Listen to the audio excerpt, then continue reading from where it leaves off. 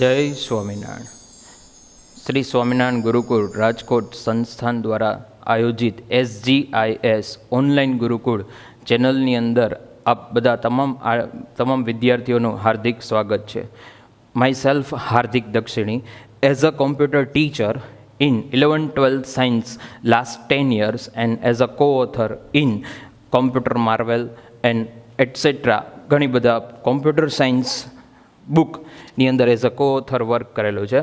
તો આ તમામ 11 સાયન્સની અંદર આવેલા તમામ વિદ્યાર્થીઓનું સ્વાગત છે. તો સૌ પ્રથમ આપણે કોમ્પ્યુટર 11 સાયન્સની અંદર આવતા સબ્જેક્ટની અંદર physics, chemistry, maths, English plus computer, જે કોમ્પ્યુટર સબ્જેક્ટની આપણે આજ રોજ વાત કરવાના છીએ.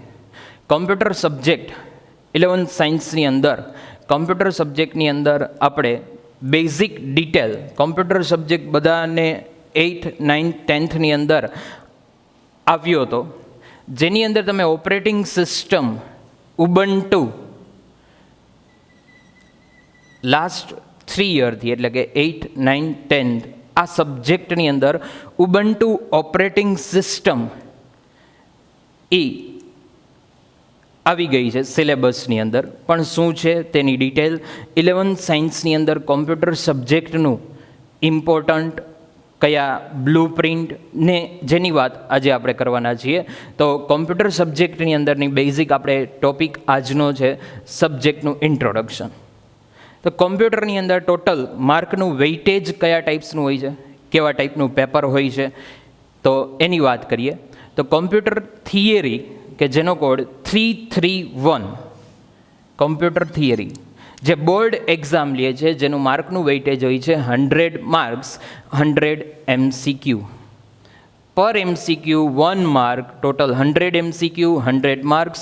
તો આ રીતે તમારે 100 માર્કના MCQની એક્ઝામ જે 12th સાયન્સની અંદર એક્ઝામ તમે આપવાના છો, તો 11thની અંદર એ સેમ સિલેબસ લાગુ પડે, સેમ સિસ્ટમ લાગુ પડે.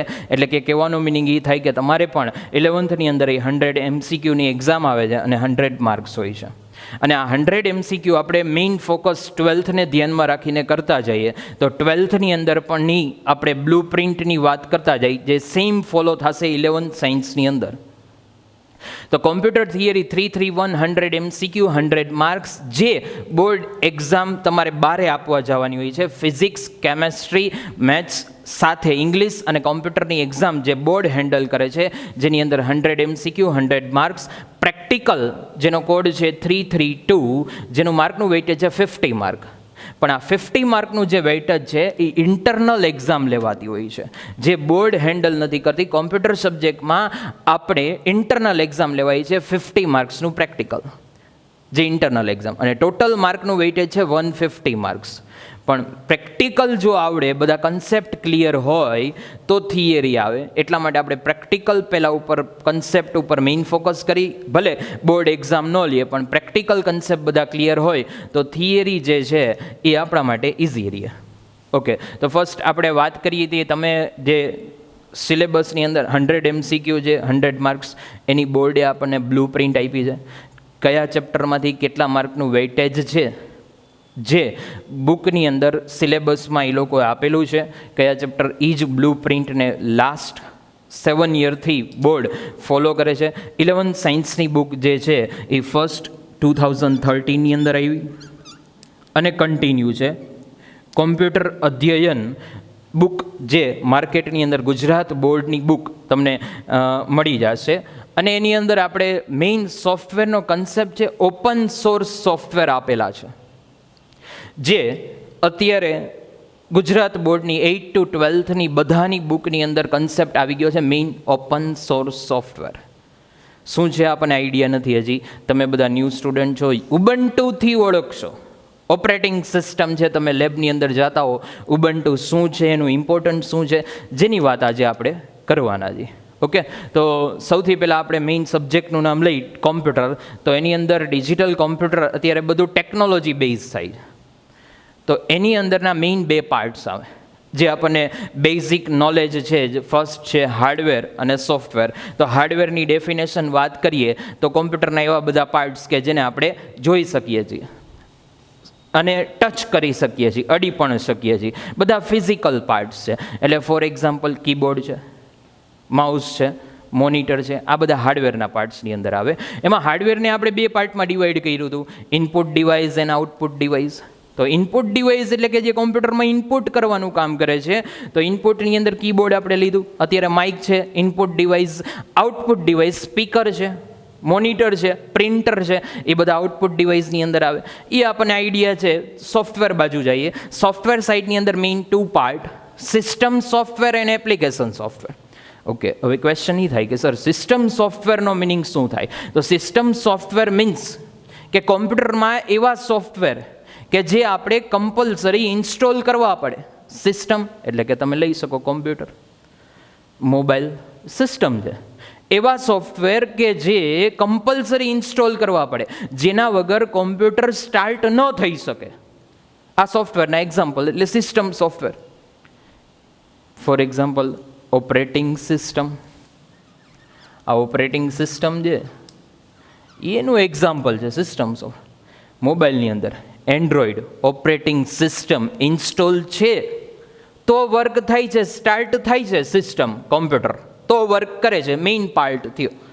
જો કોમ્પ્યુટરનો ઓપરેટિંગ સિસ્ટમ ન હોય, ઓપરેટિંગ સિસ્ટમના બીજા એક્ઝામ્પલની અંદર એપલનું પીસી હોય તો Mac OS operating system, blackberry operating system, Windows 7, 8, 10, Ubuntu, આ બધા એક્ઝામ્પલ છે ઓપરેટિંગ સિસ્ટમની અંદર. જે આપણે એન્ડ્રોઈડનો રેગ્યુલર યુઝ કરીએ છીએ, એપલની અંદર iOSનો યુઝ થાય છે. એના વગર સિસ્ટમ સ્ટાર્ટ જ ન થાય. બરાબર. સિસ્ટમ સોફ્ટવેર સિસ્ટમને ઓપરેટ કરવા માટે કમ્પલસરી ઇન્સ્ટોલ કરવા પડતા સોફ્ટવેરને સિસ્ટમ સોફ્ટવેર કહેવાય. તો સેકન્ડ પાર્ટ આવે એપ્લિકેશન સોફ્ટવેર. એપ્લિકેશન, તમને હું એમ કહું કે ડ્રોઈંગ કરવું છે સિસ્ટમમાં, તરત જ તમારા માઇન્ડમાં લાઇટ થાય કે સર પેઇન્ટ બ્રશની અંદર થાય. ફોટો એડિટ કરવો છે, તરત જ લાઇટ થશે કે સર ફોટોશોપ યુઝ કરી શકાય. આ જે છે એ બધા પર્ટિક્યુલર ટાસ્ક છે. સીટ ક્રિએટ કરવી છે, માર્કશીટ ક્રિએટ કરવી છે, રિઝલ્ટ ક્રિએટ કરવા છે, તો તરત જ તમે કહેશો સર એક્સેલનો યુઝ થાય. તો પર્ટિક્યુલર વર્ક માટે જે સિસ્ટમમાં યુઝ થતા સોફ્ટવેરને એપ્લિકેશન સોફ્ટવેર કહેવાય. ફોટો એડિટિંગ માટે તમે યુઝ કરો છો, ફોટોશોપનો યુઝ કરો છો.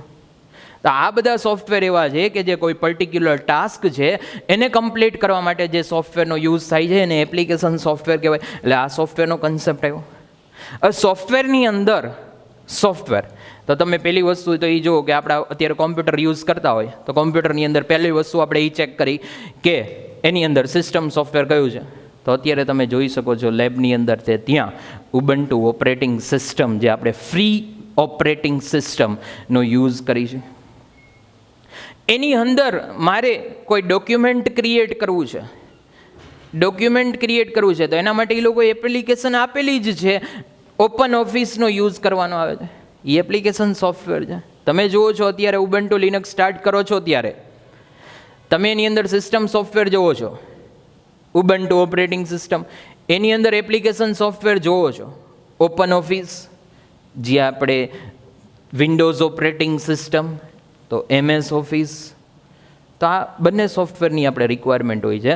તો આ બંને સોફ્ટવેરનો યુઝ કરીને આપણે કોમ્પ્યુટરનો યુઝ કરતા હોય. પણ સોફ્ટવેર, હાર્ડવેર પરચેસ તો કરવું જ પડે છે. હાર્ડવેર તમે પરચેસ કરો એટલે કોન્ફિગરેશન, કોમ્પ્યુટર પરચેસ કરવા જાઓ એટલે તમે જે છે એ હાર્ડવેરની અંદર બધું ચેક કરતા હોય. બરાબર. એ ચેક થઈ જાય એટલે સોફ્ટવેરની, હાર્ડવેરની ચેક કરવાની વાત આવે એટલે કે રેમ છે, રોમ છે, એ આપણે બધું ઓપરેટિંગ સિસ્ટમ જે છે એનો કન્સેપ્ટ આવે, એ સોફ્ટવેર રિલેટેડ વાત. તો સોફ્ટવેર પરચેસ કરવા જઈએ ને કોમ્પ્યુટર એટલે આપણને પૂછે કે વિન્ડોઝ જોઈ છે યા ડોઝ જોઈ છે. તમે કોમ્પ્યુટર પરચેસ કરવા જાઓ એટલે પહેલો ફર્સ્ટ ક્વેશ્ચન આ આવે કે ડોઝ જોઈ છે કે વિન્ડોઝ. તો એના માટેનો એ સોફ્ટવેરની વાત કરું તો એમાં બે પાર્ટ પડ્યા, proprietary software and open source software. Proprietary means owner, માલિકી હક ધરાવતા સોફ્ટવેર, જે પ્રોપ્રાઇટરી સોફ્ટવેર કહેવાય. એટલે તમને ક્વેશ્ચન થાય સર પ્રોપ્રાઇટરી, હજી એનો મિનિંગ ન સમજાણો. માલિક એટલે કઈ રીતના? માલિક મીન્સ કે મેં સોફ્ટવેર ડેવલપ કર્યો છે, હું એને સેલ કરું છું માર્કેટની અંદર. તો એને પ્રોપ્રાઇટરી સોફ્ટવેર કહેવાય. પ્રોપ્રાઇટરી એટલે કે વિન્ડોઝ જે માઇક્રોસોફ્ટ, જેના ઓનર બિલ ગેટ્સ, જે પોતે ઓનર છે, એ પોતે સોફ્ટવેર બનાવ્યો છે, સોફ્ટવેરની કંપની છે, તો સોફ્ટવેર વિન્ડોઝ ઓપરેટિંગ સિસ્ટમ એને ક્રિએટ કરી છે, તો એ આપણે એની પાસે જાય પરચેસ કરી, એ પ્રોપ્રાઇટરી સોફ્ટવેર કહેવાય. પ્રોપ્રાઇટરી સોફ્ટવેર પણ એમાં પ્રોબ્લેમ એવો થતો, બહુ એક્સપેન્સિવ છે, કોસ્ટલી છે.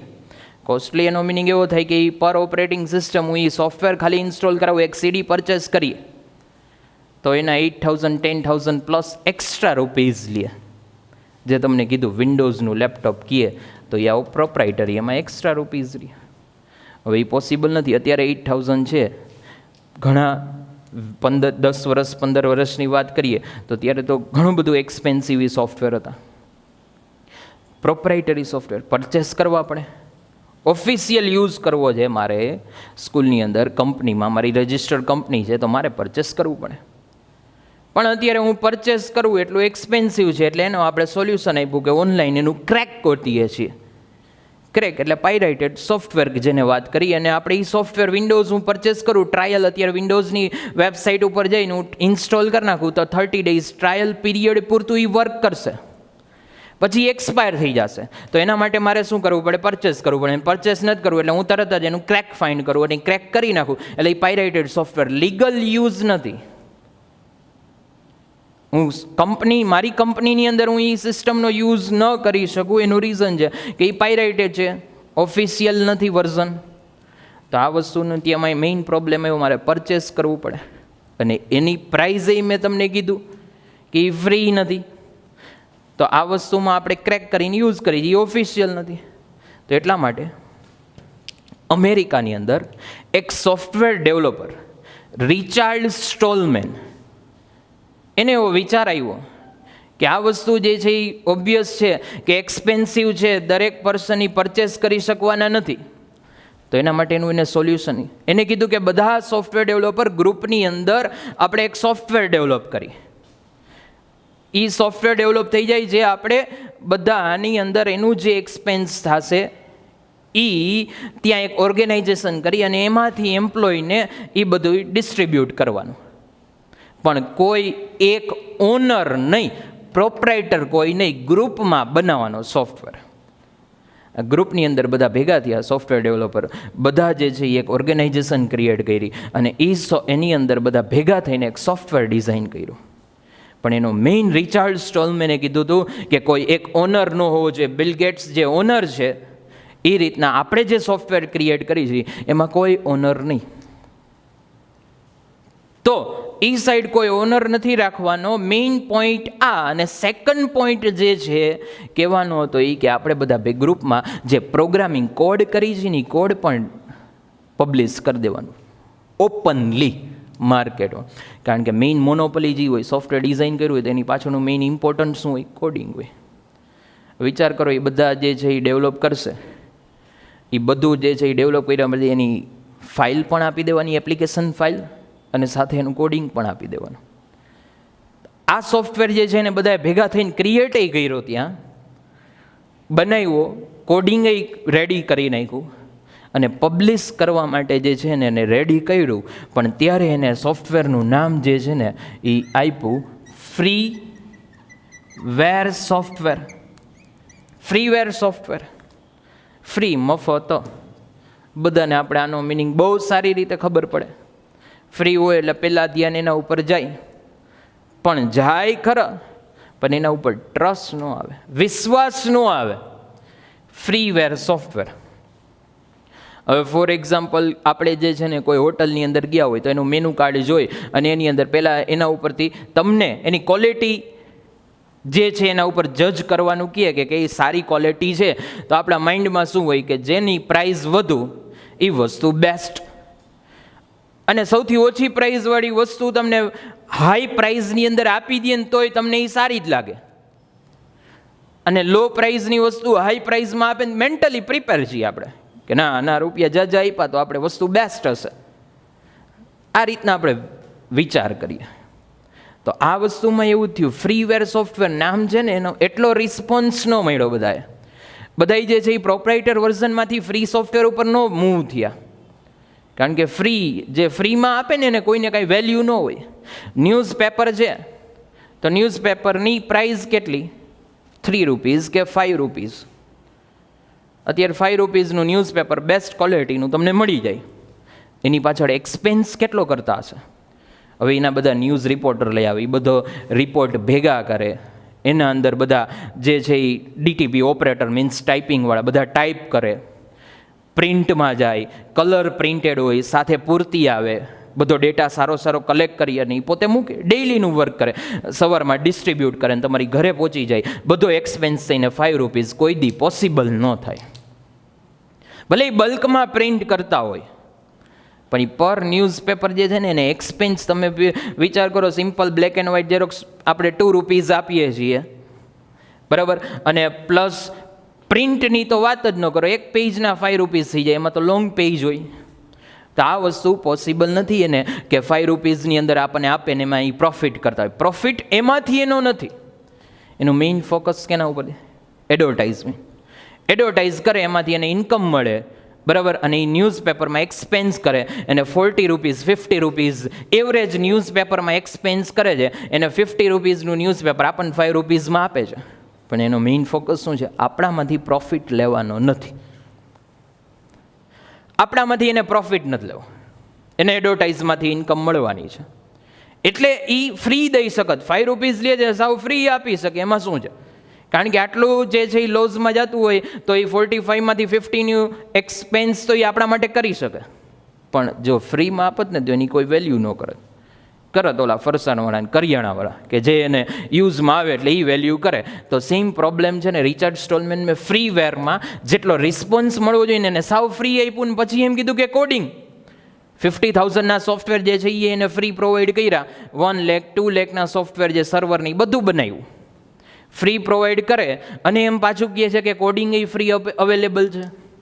તો એવો રિસ્પોન્સ જે છે એ ફ્રીવેરની અંદર ન મળ્યો એટલે એને જે છે ફ્રીવેરમાંથી નેમ ચેન્જ કરી નાખ્યું અને પછી જે છે એને ઓપન સોર્સ સોફ્ટવેર એવું નામ આપ્યું. તો ઓપન સોર્સ સોફ્ટવેરની ડેફિનેશન તમને કોઈ કહે કે ઓપન સોર્સ સોફ્ટવેરનો મિનિંગ શું થાય? તો ફ્રીમાં તો અવેલેબલ છે જ, ફ્રીમાં એના સોફ્ટવેર અવેલેબલ છે જ, આવડા સિસ્ટમ ને એપ્લિકેશન, પ્લસ એનો સોર્સ કોડ એની વેબસાઇટ ઉપર પણ અવેલેબલ છે જે તમે ડાઉનલોડ કરી શકો, જોઈ શકો.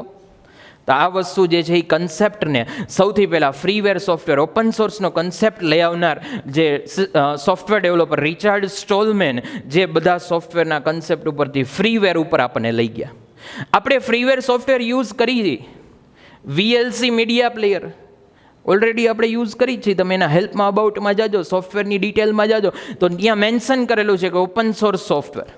આપણને આઈડિયા નથી, સારું જ છે, યુઝ કરી છીએ ફ્રીવેર. સેમ આપણે ઓપરેટિંગ સિસ્ટમ વિન્ડોઝ યુઝ કરી છીએ, તમે ઉબન્ટુ ઇન્સ્ટોલ કરી શકો, ફ્રી છે, ઓપન સોર્સ ઓપરેટિંગ સિસ્ટમ છે. તો ગુજરાત બોર્ડ જે છે એ બધી જગ્યાએ કોમ્પ્યુટર સબ્જેક્ટ ઇન્ક્લુડ કરેલો છે. તો સબ્જેક્ટની અંદર સાથે સાથે એ બધાને એટલો એક્સપેન્સ ન થાય અને આના કરતાં આની અંદર ઘણા બધા સારા ફીચર્સ છે. ઓપન સોર્સની અંદર સિક્યુરિટીને મેઇન ફોકસ કર્યું છે અને અત્યારના જનરેશનની અંદર સિક્યુરિટી બહુ ઇમ્પોર્ટન્ટ છે. તો આના પેરેલલ સાથે આને પણ સારું ડેવલપ કરેલું છે. તો આ કન્સેપ્ટને આપણે ઓપન સોર્સ સોફ્ટવેર કહીએ. એટલે તમે જે છે એ એડિટર વિન્ડોઝ યુઝ કરતા, નોટપેડ યુઝ કરતા, તો હવે આપણે 11th and 12thની અંદર બધા સોફ્ટવેર સમજવાના આવશે એ ઓપન સોર્સ સોફ્ટવેર છે. એટલે આટલો મિનિંગ ક્લિયર હોવો જોઈએ. Open source means what? કે ફ્રીમાં મળે છે, એનો કોડ પણ અવેલેબલ છે અને એની ઓપરેટિંગ સિસ્ટમ આપણા બુકની અંદર ઉબન્ટુ ઓપરેટિંગ સિસ્ટમ આપેલી છે. અને એ ઉબન્ટુ ઓપરેટિંગ સિસ્ટમ પહેલાં ઓલ્ડ કોર્સમાં રેડ હેટ લિનક્સ આવતું, અત્યારે ઉબન્ટુ આવે છે. તો એ ઉબન્ટુ ઓપરેટિંગ સિસ્ટમ આપણા સિલેબસની અંદર છે. અને એની અંદર આવતા MS ઓફિસ જે છે એ પ્રોપ્રાઇટર હતું. તો તમે જે છે એ 9thની અંદર તમારે સોફ્ટવેર આવી ગયો ઓપન સોર્સ સોફ્ટવેર. વર્ડ આવતું, માઇક્રોસોફ્ટ વર્ડ આવતું તમારે, તો એના રિલેટેડ આમાં સોફ્ટવેર આવી જ ગયો છે. તમે ઓલરેડી 9thની બુકની અંદર રાઇટર સોફ્ટવેરનો યુઝ કર્યો જ છે. એક્સેલ આવતું, તો કેલ્સી સોફ્ટવેરનો યુઝ કર્યો છે. તો શું છે આ ઓપન પ્રોપરાઇટર સોફ્ટવેર, આ ઓપન સોર્સ સોફ્ટવેર. તો તમે ઓલરેડી રાઇટર આવી ગયું છે. કેલ્ક 10th બુકની અંદર એક્સેલનો હાફ કન્સેપ્ટ હતો. એક્સેલ તમને યાદ હોય તો 10th અંદર એક્સેલ રિલેટેડ એક સોફ્ટવેર આવતો કેલ્ક, જે હાફ સિલેબસ સી હતો અને half syllabus C programming language આવતી.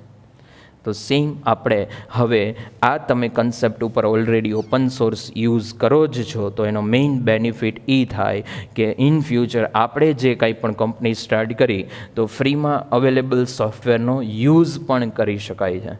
તો આ વસ્તુ જે છે એ આપણે ઓપન સોર્સ સોફ્ટવેરની અંદર આપણે 11th and 12th અંદર સોફ્ટવેર યુઝ કરવાના છે. તમે નામ સાંભળ્યું હોય તો મેક્રોમીડિયા ફ્લેશ સોફ્ટવેર જે છે એ પ્રોપરાઇટર વર્ઝન આવતો.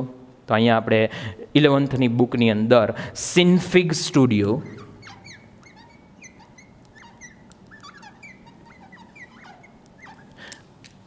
જે એનિમેશન સોફ્ટવેર છે, એક આ સોફ્ટવેરની વાત કરવાના છે. પછી બીજું તમે પ્રોપ્રાઇટરી સોફ્ટવેરમાં મેં તમને કીધું ફ્લેશ, તો આપણે અહીંયા સોફ્ટવેર આવશે સિન્ફિગ સ્ટુડિયો. સેકન્ડ, એક તમે માઇક્રોસોફ્ટ ઓફિસનું સેટઅપ અત્યારે વિન્ડોઝ ઇન્સ્ટોલ હોય અને તમે જોજો એમાં એક સોફ્ટવેર આવે ડેટાબેઝ માટે, DBMS માટે, માઇક્રોસોફ્ટ એક્સેસ. તો એના જેવો સોફ્ટવેર જે છે બેઝ સોફ્ટવેર, જે આપણે 11th બુકની અંદર 2 પાર્ટની અંદર ડિવાઈડ કર્યું છે, એમાં 2 સોફ્ટવેર મેઇન આવશે, એક Synfig studio and second base. Okay students, તો આ જે છે એ કન્સેપ્ટ ઇન ફ્યુચર તમારે લાઈફ ટાઈમ માટે આ યાદ રાખવાનો છે કે ઓપન સોર્સનો મિનિંગ શું થાય. તો શોર્ટમાં તમે કહી શકો કે ફ્રીમાં મળતા સોફ્ટવેર પ્લસ સોર્સ કોડ પણ અવેલેબલ હોય એવા સોફ્ટવેરને ઓપન સોર્સ સોફ્ટવેર કહી શકાય. એક્ઝામ્પલની અંદર અત્યારે તમે આપી શકો Ubuntu operating system, open office, VLC media player. તો આ બધા એના ઓપન સોર્સ સોફ્ટવેર રિલેટેડ વાત થઈ. નેક્સ્ટ વિડીયોની અંદર આપણે થોડુંક સિલેબસ ઉપર જાશી. Okay, thank you to all. જય સ્વામિનારાયણ.